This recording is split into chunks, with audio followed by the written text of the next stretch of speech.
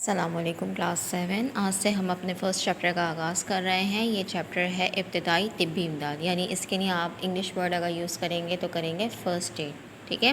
یہ آپ کا ہے چیپٹر، پیج نمبر 40 جو آپ کی اردو کی بک ہے اس کے اندر۔ اس کی بلند خوانی کرتے ہیں، وضاحت کرتے ہیں، انشاءاللہ اس کے بعد اس کا ریٹن ورک کنٹینیو کریں گے۔ آپ نے ابتدائی طبی امداد کے الفاظ سنے ہوں گے۔ کبھی آپ نے غور کیا کہ ابتدائی طبی امداد کسے کہتے ہیں؟ دراصل یہ وہ امداد ہے جو کسی حادثے کا شکار ہونے والے شخص کو فوری طور پر باہم پہنچائی جاتی ہے۔ اس امداد کی بدولت متاثرہ فرد کی زندگی بچانے میں مدد ملتی ہے۔ اردو میں ابتدائی طبی امداد کے الفاظ انگریزی کے لفظ فرسٹ ایڈ کے متبادل ہیں۔ اس کا مطلب یہ ہے کہ وہ ڈبہ یا تھیلا جس میں ابتدائی طبی امداد کا سامان موجود ہوتا ہے، اسے فرسٹ ایڈ باکس کہتے ہیں۔ اسے پٹیاں، روئی، مختلف قسم کی مرہم، ٹنکچر، زخم صاف کرنے کی ادویات وغیرہ موجود ہوتی ہیں۔ اس کے استعمال کا طریقہ جاننے کے لیے ابتدائی طبی امداد کی باقاعدہ تربیت حاصل کرنا پڑتی ہے۔ کسی بھی ابتدائی طبی امداد کی ضرورت کسی بھی وقت ابتدائی طبی امداد کی ضرورت پڑ سکتی ہے۔ فیکٹریوں، کارخانوں میں کام کرنے والوں کسی وقت بھی چوٹ لگ سکتی ہے۔ سڑک پر چلتے ہوئے کسی بھی موٹر گاڑی سے ٹکر ہو سکتی ہے۔ اچھا، اس میں یہ سمجھایا گیا ہے کہ ابتدائی طبی امداد کس طرح اور کتنی ضروری ہے۔ ہمیں پتہ ہے کہ حادثات ہر وقت ہمارے ارد گرد ہوتے رہتے ہیں، ہمارے گھروں میں بھی، اور جہاں پر لوگ کام کرنے جاتے ہیں وہاں اکثر کسی نہ کسی حادثے کا شکار ہوتے رہتے ہیں۔ اس وقت میں ہمیں یہ معلوم ہونا چاہیے کہ ہمیں کیا کرنا چاہیے۔ اس کے لیے سب سے پہلے آپ کو یہ معلوم ہو کہ ابتدائی طبی امداد میں ہم کیا کیا کچھ کر سکتے ہیں۔ مختلف حادثات میں مختلف قسم کی ابتدائی طبی امداد دی جا سکتی ہے، جیسے جلنے والے، کسی بھی چیز کا زخم لگنے، ایکسیڈنٹ ہونے، یا پھر کسی اور جیسے کسی کو سانس لینے میں مسئلہ ہو تو اس کے لیے ابتدائی طبی امداد کچھ اور ہوگی، ٹھیک ہے۔ جس ڈبے میں مختلف قسم کی ادویات جو ابتدائی طبی امداد کے طور پہ استعمال ہوتی ہیں وہ اسے کیا کہتے ہیں؟ فرسٹ ایڈ باکس کہتے ہیں۔ یہاں یہ بتایا گیا ہے کہ کسی کو بھی ابتدائی طبی امداد دینے سے پہلے ہمیں خود اس کے بارے میں مکمل معلومات ہونی چاہیے اور اس کی باقاعدہ تربیت ہونی چاہیے۔ چھوٹی موٹی چیزیں تو ہم گھروں میں بھی استعمال کر لیتے ہیں، جیسے سنی پلاس، چوٹ لگ گئی تو سنی پلاس لگا دیا آپ نے، ٹنکچر لگا دیا، کوئی مرہم لگا دی، یا کچھ مطلب ایسے معاملات جو ہم روزمرہ گھروں میں۔ یہاں وہ بات ہو رہی ہے جو پروفیشنل لوگ ہوتے ہیں جو اس کی باقاعدہ تربیت حاصل کرتے ہیں اور پھر مختلف شعبوں میں جا کر یہ فرائض انجام دیتے ہیں، ٹھیک ہے۔ اس کے بعد نیکسٹ پیج پہ کنٹینیو کریں گے۔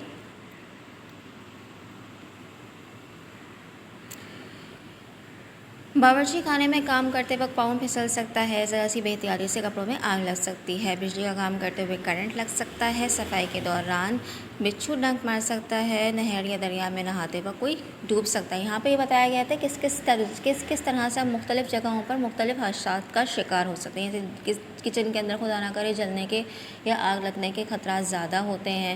آپ دریا سمندر کے کنارے جائیں، وہاں ڈوبنے کے خطرات ہوتے ہیں۔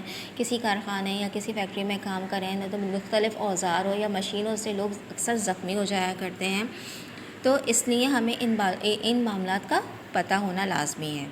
معاشرے میں رہنے والے ہر فرد کے لیے ضروری ہے کہ اسے ابتدائی طبی امداد کی چند بنیادی باتوں کا پتہ ہونا چاہیے۔ اسے معاشرے میں رہنے والے یعنی سوسائٹی میں رہنے والے ہر شخص کو ان باتوں کا تھوڑا بہت آئیڈیا ہونا چاہیے کہ اگر یہ ہمارے ساتھ حادثہ پیش آ گیا تو اس میں ہم فوری طور پر کیا کر سکتے ہیں، یا متاثرہ شخص کی زندگی کس طرح بچائی جا سکتی ہے۔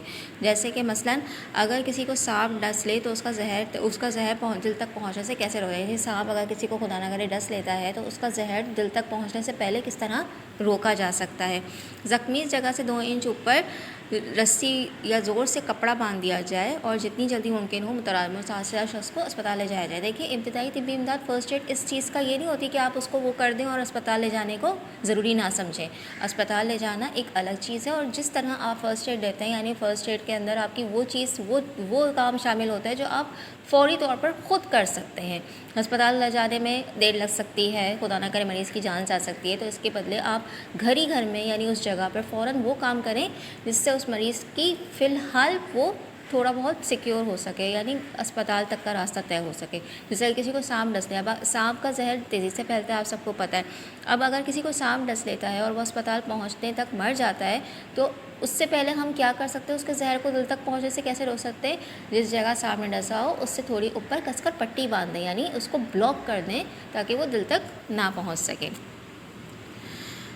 اسی طرح اگر کوئی شخص پانی میں ڈوب گیا تو اسے پانی سے باہر نکال کر نبض دیکھی جائے. ڈوبنے والے شخص کے پیٹ میں پانی بھر جاتا ہے, اسے باہر نکال کر اسی وقت باہر نکالنا ضروری ہوتا ہے. اس مقصد کے لیے متاثرہ شخص کو الٹا لٹا کر اس کے پیٹھ کو دبانا مناسب رہتا ہے. یعنی ڈوبنے والے شخص کو پانی سے باہر نکالا جائے, اس کی نبض دیکھی جائے یعنی حرکت قلب دیکھی جائے, اور اس کے بعد اس کی پیٹھ کو یعنی کمر سے اسے دبا کر اس کا پانی نکالا جائے. چھوٹے بچے ہر چیز کے ساتھ چھیڑ چھاڑ کرتے ہیں. بعض اوقات وہ بجلی کے پلگس میں اپنی انگلی ڈال دیتے ہیں. کبھی ایسا بھی ہوتا ہے بجلی کے ننگے تار ہمارے جسم کو چھو جاتے ہیں جس سے ہمیں کرنٹ لگ جاتا ہے. اور کبھی یوں بھی محسوس ہوتا ہے جیسے کوئی شخص بجلی کے تار یا بجلی سے چلنے والی کسی مشین کے ساتھ چمٹ کر رہ جاتا ہے. یعنی یہ بہت عام ایکسیڈنٹ ہوتے ہیں, اور بارش کے اوقات میں زیادہ یہ ہوتا ہے کہ الیکٹریسٹی شاکس کی وجہ سے لوگ مر جاتے ہیں. بچے بہت ہوتے ہیں, چھیڑ چھاڑ کرتے ہیں پلگس کے ساتھ. تو اس وقت اگر کسی کے ساتھ کوئی ایسا حادثہ ہو جائے تو اس کو کس طرح سے ہم فرسٹ ایڈ دے سکتے ہیں. ایسی صورت میں سب سے پہلا کام کیا کرنا چاہیے, بجلی کے تار سے اسے الگ کیا جائے, یعنی اس کو کھینچ کے کسی بھی چیز کی مدد سے الگ. اس کو ہاتھ سے نہیں کھینچا جائے کیونکہ اس کی باڈی میں کرنٹ ہوگا. اگر آپ ہاتھ سے کھینچیں گے تو آپ کو بھی کرنٹ لگ سکتا ہے. کسی بھی چیز کی مدد سے اس کو الگ کریں. سوئچ بند کر کے پلگ نکال لیں اور فیوز نکال دیں, یعنی مین سوئچ آف کر دیں. متاثرہ فرد کو ننگے ہاتھوں سے نہ چھوئیں بلکہ کسی چیز کی مدد سے, یعنی وہی بات جو میں نے آپ کو بتائی ہے کہ اس کو کسی چیز کی مدد سے الگ کریں. خود اس کے قریب جا کے اس کو الگ کرنے کی کوشش نہ کریں. غیر موصل اشیاء یعنی ایسی اشیاء, کون سی اشیاء ہیں جن سے ہم اس کو الگ کرتے ہیں, غیر موصل یعنی ایسی اشیاء جن کو بجلی کا کرنٹ نہ گزر سکے. بہت سی ایسی اشیاء ہوتی ہیں جن پہ بجلی کا کرنٹ پاس نہیں ہو پاتا, تو ایسی اشیاء کی مدد سے اس شخص کو بجلی کے تار سے الگ کیا جا سکتا ہے. وہ کون سی اشیاء ہوتی ہیں, مثلا لکڑی, کاغذ یا پلاسٹک وغیرہ. ٹھیک ہے, ان کی مدد سے متاثرہ شخص کو ہم الگ رکھ دیتے ہیں. اور اس بات کا خاص خیال رکھیں کہ جس جگہ آپ کھڑے ہوں وہ جگہ گیلی نہ ہو. متاثرہ شخص کے اوپر کمبل ڈال دیں یعنی بلینکٹ سے اس کو کور کر دیں, اور اس کے بعد یہ دیکھیں کہ اس کا نظام تنفس بحال ہے یا نہیں, یعنی اس کی سانسیں چل رہی ہیں. یعنی سب سے پہلا کام کیا کریں گے, آپ اس کی سانس چیک کریں. اگر سانس رک گئی ہے, سست رفتاری, تو مصنوعی طور پر سانس کا بندوبست کیا جائے, یعنی سلنڈر وغیرہ کا بندوبست کرنے, کہیں سے جلدی سے آکسیجن کا بندوبست کر لیں, یا پھر اس کو جلد از جلد اسپتال پہنچانے کی کوشش کریں. ٹھیک ہے, اور اس کو زیادہ ہلنے جلنے یا حرکت کرنے نہ دیں. اس کے بعد پیج نمبر 42 پہ آتے ہیں. اگر کسی کو آگ لگ جائے, یعنی اگر خدا نہ کرے کسی شخص کو آگ لگ جاتی ہے تو کیا کریں, کمرے میں موجود سامان یا اس کے اوپر کمبل ڈالیں, کوئی چادر جو کمرے میں موجود ہو یا پھر کوئی کمبل, اس کو لپیٹ دیں. کمرے میں اگر سامان کو آگ لگ گئی ہو تو ریت ڈال کے یا آگ سے پانی سے آگ بجھا کر اس کو بچانے کی کوشش کریں.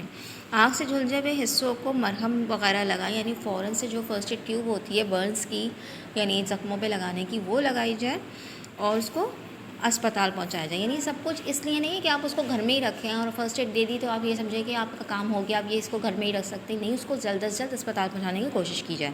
گرمیوں کے موسم میں دھوپ میں سخت لو لگ جاتی ہے, یعنی آپ کو پتہ ہے کراچی میں کتنی شدید گرمی ہوتی ہے اور مختلف حصوں میں ملک کے, تو اس لو سے بچنے کے لیے, اس گرم ہوا سے بچنے کے لیے کیا کر سکتے ہیں ہم. اگر کوئی شخص اس میں بے ہوش ہو جائے, لو لگنے سے لوگ کیا ہوتے ہیں اکثر بے ہوش ہو جاتے ہیں, تو اس کے ساتھ کیا کرنا چاہیے, دل کی دھڑکن تیز ہو جاتی ہے اور دباؤ کم ہو جاتا ہے, یعنی اس کی سانسیں رکنے لگتی ہیں. تو سر پر بھاری پن کا شکار ہو سکتا ہے, متلی ہو سکتی ہے. کسی بھی فرد کو لو لگ جائے تو یہ علامات ظاہر ہوتی ہیں. اس سے ہمیں بچنے کے لیے کیا کریں کہ اس کو ٹھنڈی جگہ پہ رکھیں, اس کو فوراً ٹھنڈی جگہ پہ لے جائیں, ٹھنڈا پانی یا مشروب کوئی بھی ٹھنڈی چیز پلائیں, اور جتنی جلدی ہو سکے اسے اسپتال میں لگیں. یاد رکھیے ان باتوں پر سب کو عمل کرنا چاہیے, یعنی ان باتوں کو ذہن میں رکھیں. ہم سب اس معاشرے میں رہتے ہیں جہاں ہر وقت کوئی نہ کوئی حادثہ ہمیں پیش آ سکتا ہے. خدا نہ کرے ہم کسی بھی حادثے سے دو چار ہو سکتے ہیں, تو ان باتوں کا پتہ ہونا ہمیں لازمی ہے. ٹھیک ہے, ساتھ ہی ہمیں کوئی لمحہ ضائع کے بغیر امدادی اداروں کو مدد کے لیے طلب کرنا چاہیے. خدا نہ کرے اگر فائر بریگیڈ کی ضرورت ہے تو اس سے طلب کرنا چاہیے, پولیس کی ضرورت ہے یا خدا نہ کرے کسی کی بھی مدد کی ضرورت ہے تو انہیں طلب کرنے کے لیے ہمارے پاس جو معلومات ہیں وہ ہمیں پتہ ہونی چاہیے. یہاں اس چیپٹر کی آپ کی ایکسپلینیشن کمپلیٹ ہو گئی ہے. اس چیپٹر میں بس یہی ہے کہ اس طرح ہم اپنے ارد گرد لوگوں کو ابتدائی طبی امداد کے ذریعے ان کی زندگی بچانے میں مدد کر سکتے ہیں. ٹھیک ہے, اس کے بعد ہم اس کا انشاءاللہ ریٹن ورک ہے وہ نیکسٹ کلاس میں کنٹینیو کریں گے. یہاں تک آپ کا پہلا کام مکمل ہو گیا ہے. اس چیپٹر کی ریڈنگ کریے, اس کے مشکل الفاظ ہم پہلے ہی دے چکے ہیں, وہ آپ نے یاد کرنے ہیں جو ورک شیٹ پیڈ میں دیے ہوئے ہیں. اس کے آگے کا کام انشاءاللہ ہم پھر نیکسٹ کلاس میں کنٹینیو کریں گے ریٹن ورک. السلام علیکم.